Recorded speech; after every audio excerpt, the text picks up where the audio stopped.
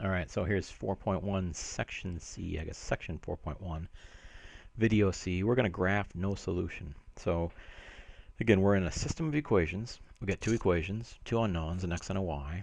And later on in Math 141, we're going to put values to it. We're going to talk about dollars and units units of production, posters, things like that. But right now we're just talking about x's and y's to get used to graphing a system of equations. So we're going to graph, like I said, we're going to graph no solution because there are three different ways that we can have a solution. We can have one point. We talked about that in video B. If they are parallel, then we're going to talk about that right now in this video, in section, I guess 4.1C, this video.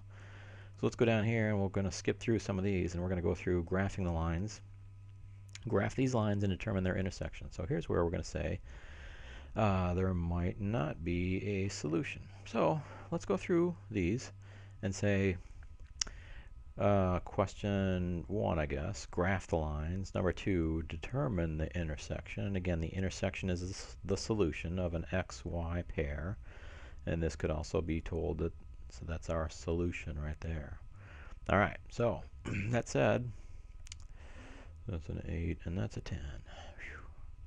All right, that said, we've got a number 1, graph, and then determine intersection. All right, well, let's see. I'm going to call that my green line because we're going to graph our green line first. And right now, it's not easy to graph that line.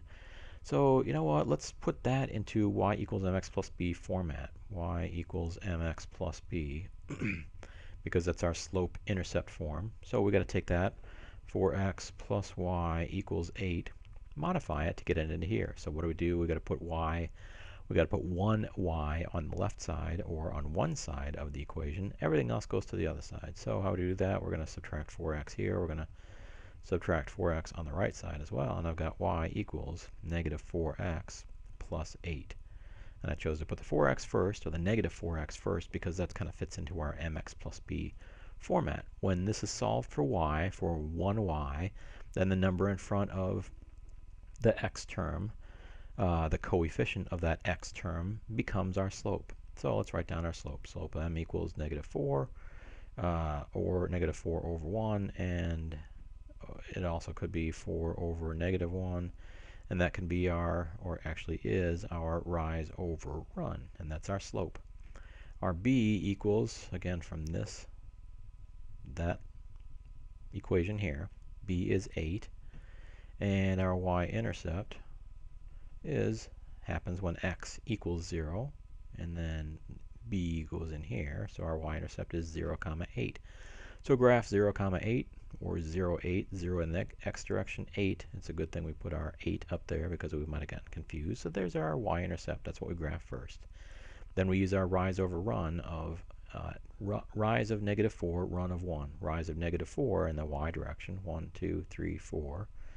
Run of 1 right there. And we can't go 1, 2, 3, 4. We can't double check our work here, but we can actually go from here, double check again to say rise of negative 4, 1, 2, 3, 4, run of 1. Sure enough, right there is our green third point, and they look collinear if I can make them look collinear. Again, difficult to do with freehand. All right, so there's our green line that we've graphed. Here's our red line. Y equals negative 4x plus 3. Well, it's already in y equals mx plus b format, the slope-intercept form, so we can just pull out the slope. Slope m for our red line equals negative 4, or negative 4 over 1, or 4 over negative 1. Both of those are the same as negative 4, and that's our rise over our run. And we're going to use that to graph our second point.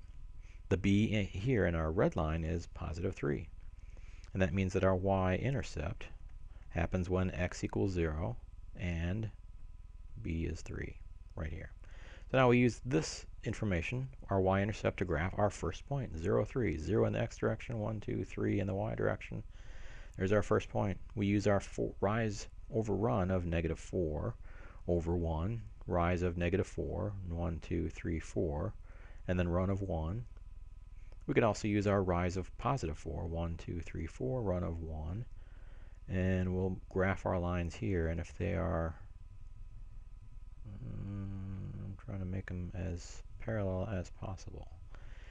Right now, we look over here at the red and the green line. Do they look like they intersect? Maybe the way they're drawn, only because I didn't have a great straight edge to kind of make it. But right now they look parallel. The green one looks the same as the red one in terms of slope. And in fact, you can probably go back here to the red slope here of -4, red slope here of -4. Hang on a second. Slope equals -4 for the red line. Slope equals -4/1 for the green line. The slopes are the same, but the y-intercepts are different. Here's our y-intercept of 0,8. Here's our y-intercept of 0,3. So the slopes are the same. They're always going to have the same rise over the run, rise over run, rise over run. And because they start at two different spots, one is just simply shifted higher than the other. So these lines will just never meet. And when you see something like this, you can say, well, there's no solution. No solution. If I can squeeze it in there. No solution to this system of equations because they never meet. Because they have two different y-intercepts and the same slope. They just never will meet. And that's what two parallel lines will look like, and that's our official solution is no solution.